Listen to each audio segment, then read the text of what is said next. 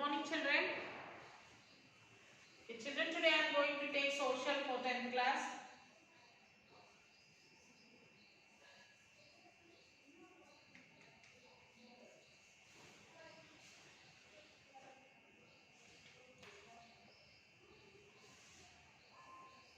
Chapter 10, Food Security.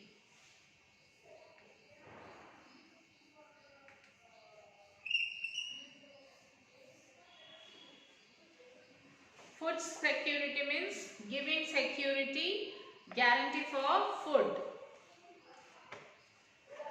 Okay. In the pre-independent India, famines, situation of extreme scarcity of food were a common cause of large-scale starvations, death. So there was an extreme scarcity. There was no food, enough food. So due to that, there was a common cause of large-scale starvation of death. Many people died due to the starvation because of the scarcity of the food. The Bengal famine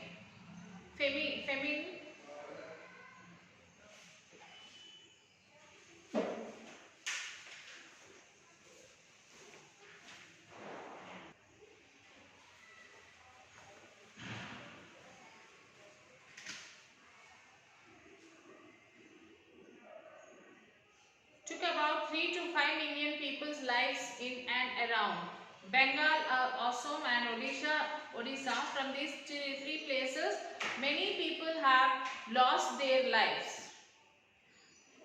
So read the following. I was the oldest among my siblings. I used to work to survive.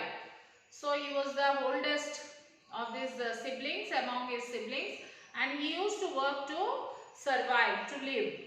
I worked as a daily laborer. So he worked as a daily laborer. At that time I left my father in the village and took my brothers and sisters to Kolkata. So he is the oldest of the family. He has to take care of his brothers and everyone. So he left his father in the village and he went to Kolkata along with his siblings. They only had some flour available as food. They have only some flour available with them as their food. We went wherever food was distributed. So wherever food was distributed, they used to go there. I saw many people suffering in the streets of Kolkata. I saw mothers carrying their sons in their arms who were actually dead, but the mothers were still sprinkling them with water, trying to revive the children. I saw many things. People ate grass, snakes. I lost 2 sisters and a brother. So he saw many people who are starving and they don't have food. They are roaming in the streets. The mothers are holding their children in their arms. Though they are died, they are sprinkling water on the children to revive that they are alive, and they were asking for food. And he lost his 2 sisters and a brother. These are the people who are farmers, agriculturists. They are not beggars, so they did not even know how to beg. They are not the beggars, they are the farmers and the agriculturists. And they don't know how to beg also. They have huge self-respect. When they came, they just sat on the pavements and they died there. So they used to sit on the pavements and they used to die there only. And when that picture hit the people of Kolkata, at that point suddenly everyone understood the scale of the disaster. So this like people are dying, there is no food for them. So by observing all these things, the people came to know that it is the scale of disaster. There have been instances in Indian history where famines happened because food grain supply was not organized by the rulers. There was no proper food grain supply for the people by the rulers. This could have been arranged from stocks, or supplies could have been brought from other regions. By the time of India's independence, governments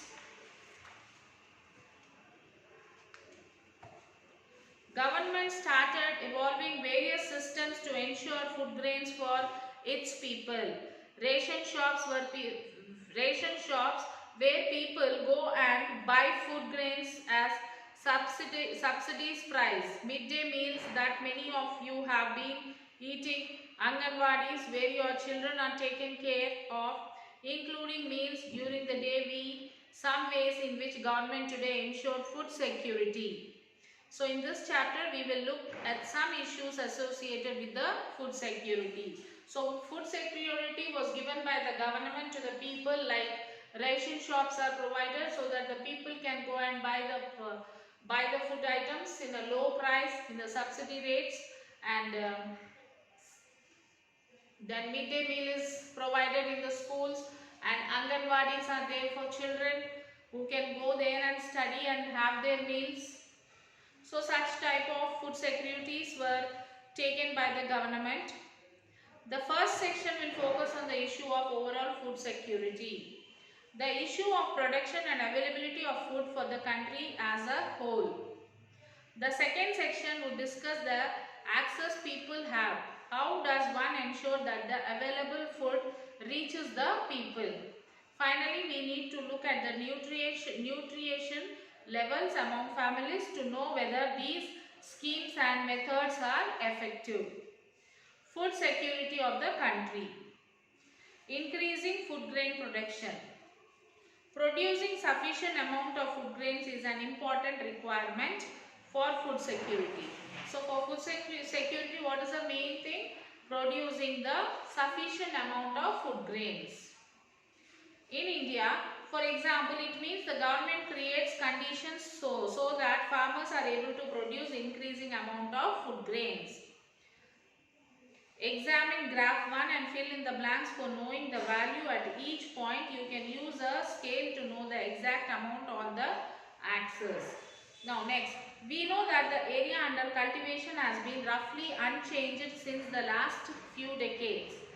Yield then become a crucial variable. In order to increase the per hectare yield of a crop, necessary inputs have to be provided in a judicious manner. One way is to expand irrigation but use water in a manner that this vital resource is shared and made available to all. The crops with low yields indicated in graph 2 mostly grow in dry lands where the present and even future possibility of the irrigation is minimal. Planting drought resident crops as per the local conditions, water harvesting and crop rotation are therefore used to raise production on a given price of land. It is also important to ensure that the soil and other natural resources are not damaged or depleted in the process.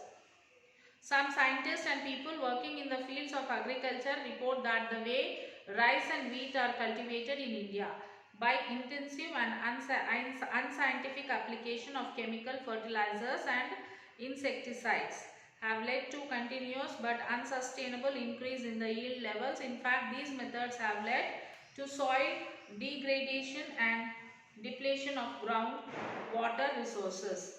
If this continues, we may soon come to a situation that yields start falling rather than going up.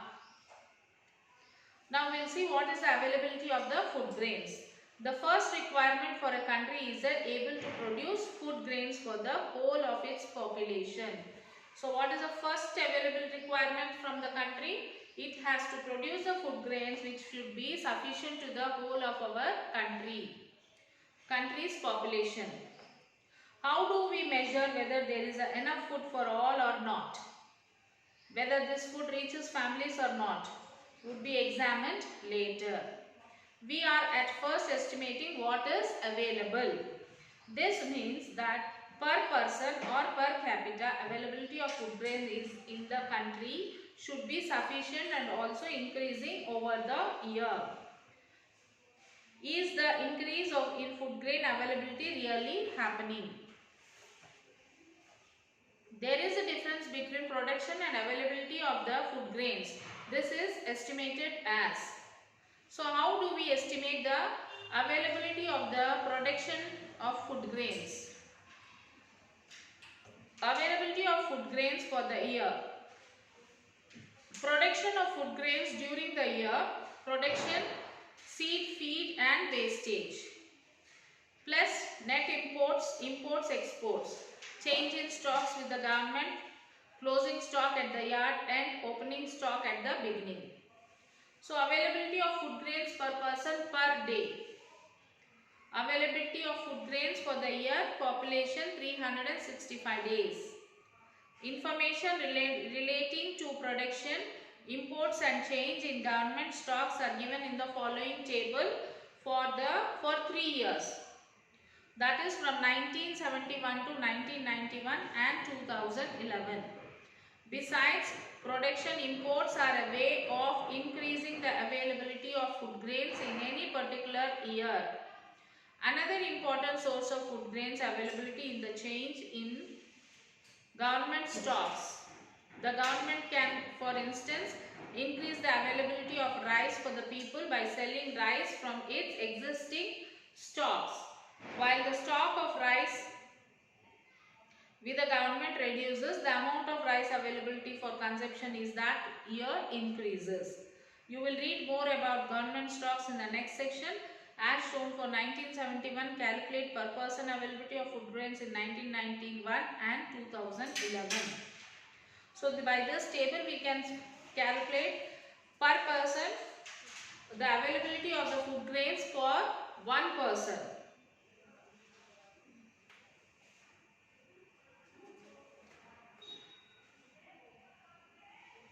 Then availability of other food items. It is said that there is a change in consumption pattern with people demanding more fruits, vegetables, milk, meat, poultry and fisheries. This is a good sign for the consumers as well as producers. Consumers need a diverse food basket and a balanced diet. Farmers producing food grains can go for crop diversification in order to increase their income. You may recall from what we read in the earlier classes about the conversion of food grains fields into cash crops such as cotton in Telangana during the last 2 decades. This was one of the reasons for farmers' distress and during the last 2 decades. This was one of the reasons for farmers' distress and even suicides. Farmers can instead pay attention to allied activities such as poultry, fishing and dairying, since they provide now new opportunities for the farmers. Although there has been increase in production of other food items over the years, it is not sufficient to meet the minimum dietary requirements. Nutritionists suggest that every person in India should eat 300 grams of vegetables and 100 grams of fruits in a day. So to get a nutrition proper diet, what we should do, every person should have 300 grams of vegetables and 100 grams of fruits in a day. Whereas per person availability of these food materials is 180 and 58 grams respectively. Similarly, per person requirement of egg is 180, whereas the availability of egg is 30. The meat dietary requirements are 11 kilograms per year, whereas the per person availability is only 3.2 kilograms. We require 300 here, whereas per person 300 milliliters of milk, whereas the per person availability is 210 milliliters a day. So farmers thus require support in terms of inputs and market opportunity for their diversification to other food items. Farmers may have to support and guarded against market risk that they face in the new situation.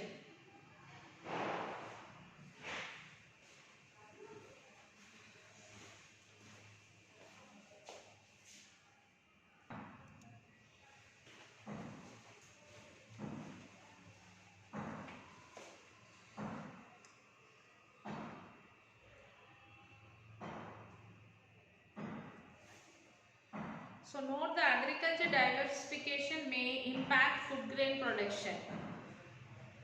This might give rise to policy dilemma that has to be handled through careful planning.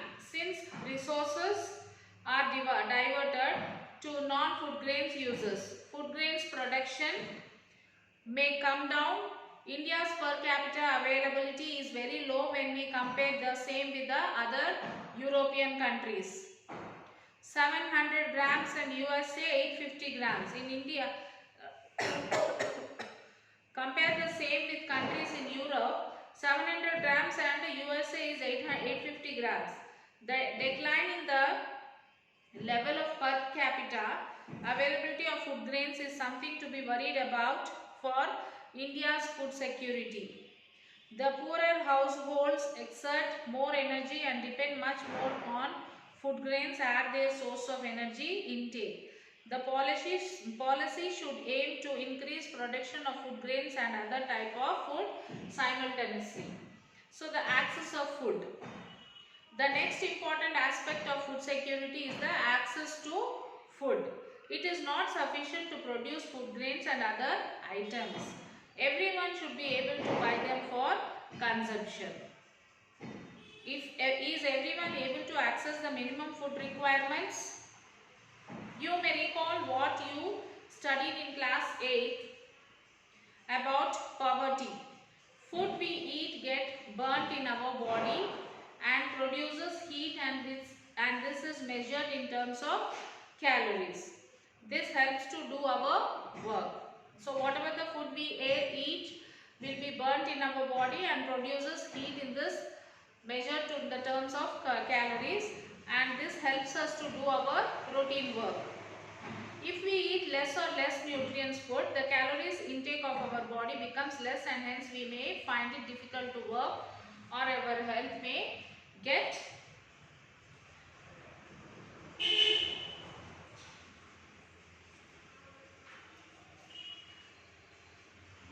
deteriorated. So if we are going to take less, if we are going to eat less, what will happen? The calories which is required for our body will be in less quantity, and we won't be able to do the work. A standard of 2001 kilocalories per day in urban areas and 2400 kilocalories in rural area is the recommended food intake per day. So the calories of 2100 kilocalories per day in urban areas and 2400 kilocalories in rural areas should be intaken per day. The national average caloric levels in the both rural and urban areas are below the needed calorie requirements. Also, consumption of calories has gone down between 1983 and 2004. This is shocking since we have seen that our economy is growing at a rapid rate. Production of goods and services have increasing multiple times. This is not all average height and disparities in distribution, whereas the very well of consumed food that goes beyond the recommended calorie requirements for a large proportion of the population. The food intake is inadequate to provide the calories required. 80% of people in rural area in India consume food that is below the calorie standard. In the graph 3 you can see the lowest calorie intake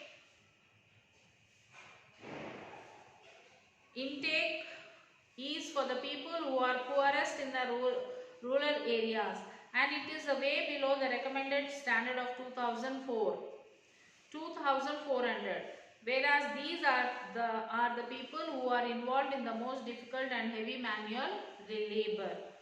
The major reason for low calorie intake is the lack of purchasing power of the people.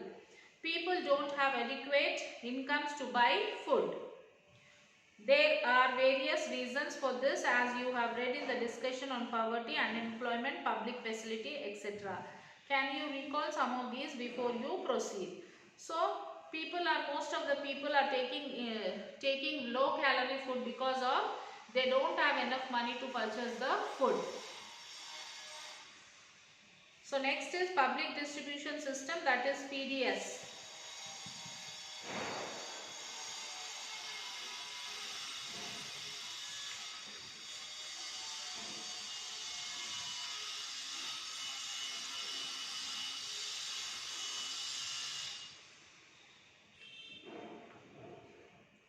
You can study graph 3, calorie intake per person in rural India, bottom quarter, second quarter, third quarter, top quarter.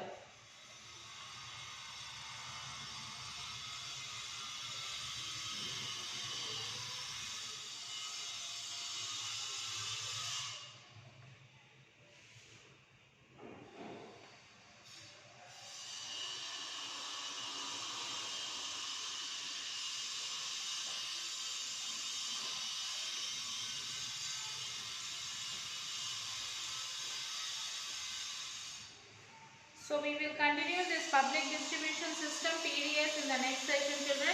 Children, write the question answers for the subject which we have discussed till now, and you have to read the lesson and then answer the question. How many questions you can able to answer it? You can answer. The remaining questions we will answer in the next session. Children, read the lesson. Children, take care. Bye.